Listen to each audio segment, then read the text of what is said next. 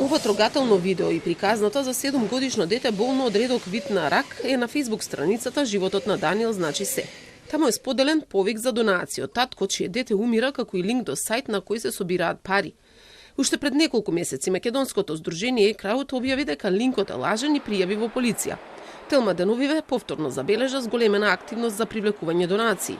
Од МВР по 3 месеци се уште истражуваат кој стои зад лажната приказна.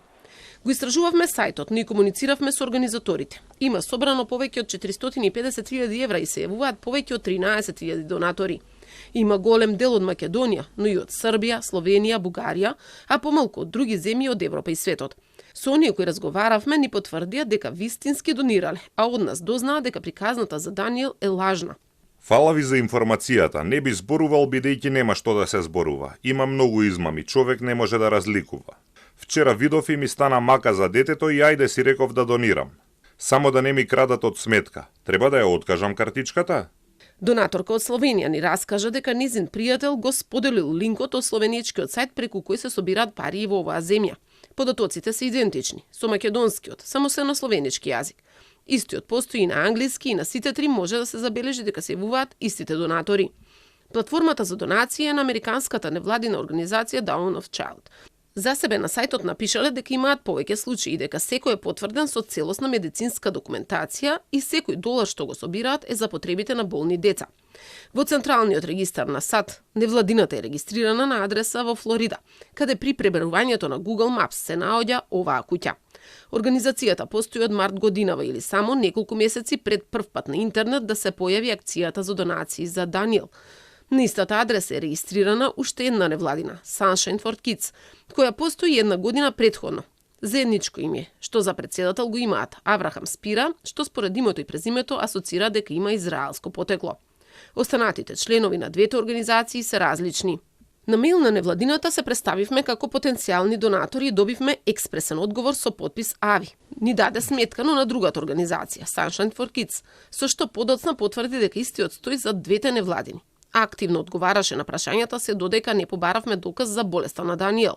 Испрати сметка од американска банка на која би можеле да ги уплатиме донациите и телефонски број. Бројот води до Лас Вегас, Невада, но собственикот не сакаше да се слушнеме со видеоповик, иако потврди дека се вика Абрахам.